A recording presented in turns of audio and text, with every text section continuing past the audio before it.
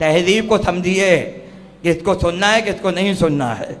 हमारी ये तारीख है। अल्लामा रशीद तुराबी आए, वक़ार बुलंद किया मिंबर का। जाकिर के ख़तीब का एहतराम क्या होता है, किस तरह मिंबर पर आए, कैसे बैठे, क्या ज़बान इस्तेमाल करे।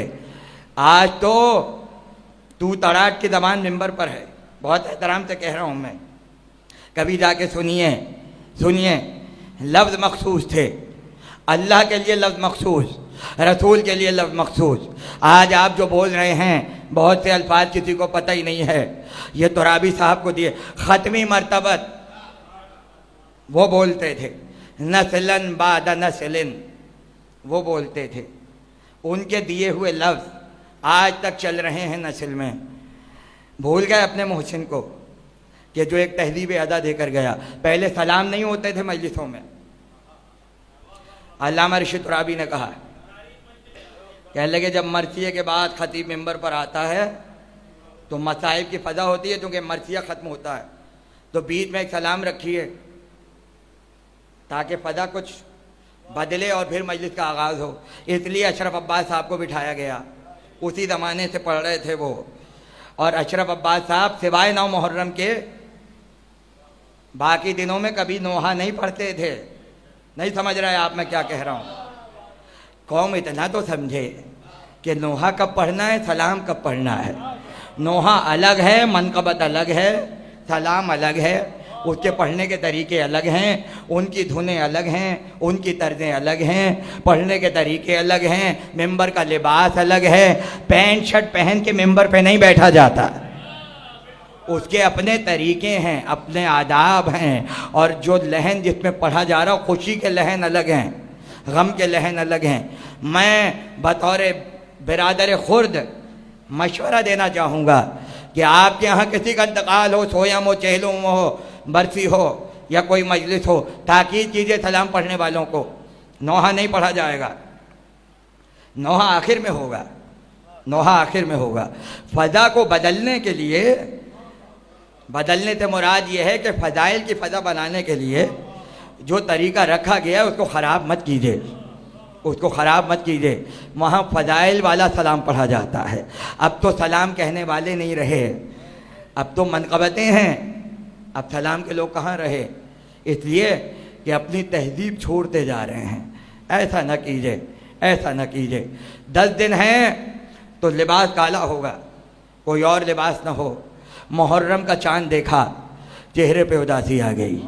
चाँद देखने के आदाब हैं, चाँद देखने के आदाब हैं। ये नहीं कि मुहर्रम का चाँद हो गया, नहीं, इंतज़ार होगा। आज चाँद निकलेगा, इधर चाँद देखा, आँखों में आंसू आए। नोहा पढ़ा जाएगा कि फिर चाँद मुहर्रम का नमूदार हुआ है।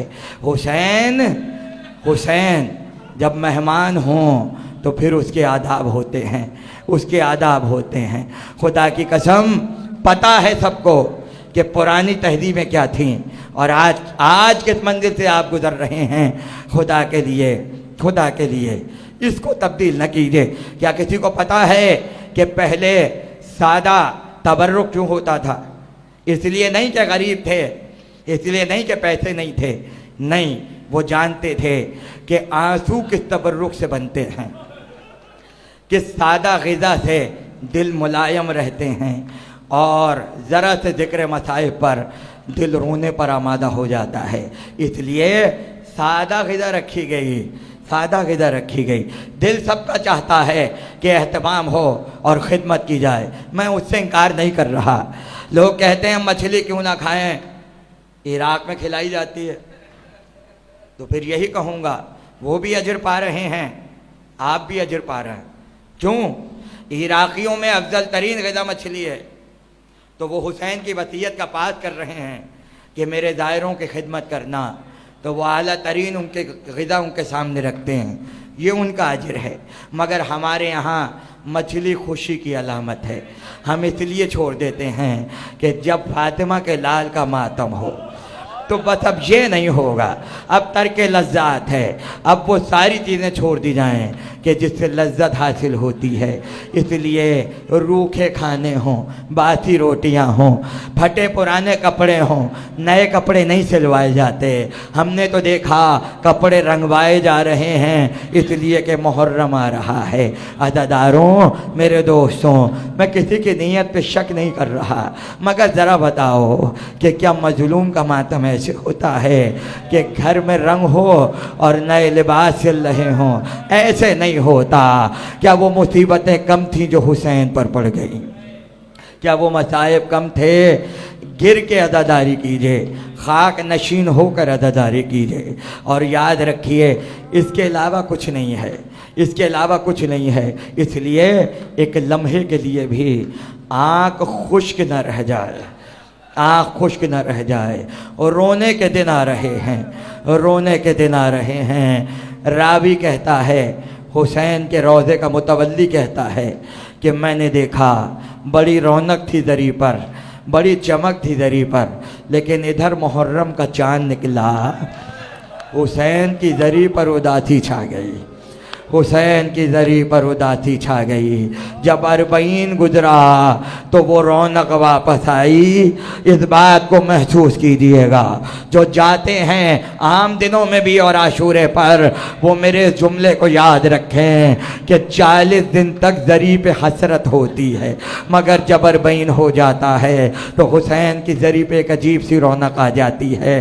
खादिम के ख्वाब में आए, हाथों को जोड़ के पूछा, ऐ फातिमा के लाल, 40 दिन तक दरी उदास रही, आखिर वजह क्या है? अरबईन के बाद रौनक वापस आ गई। जानते हैं क्या कहा? मैं हिंदुस्तान वालों का मेहमान था, मैं अहले हिंद का मेहमान था। हिंदुस्तान में तो आज हम भी आते हैं जोग्राफियाई लिहाज से।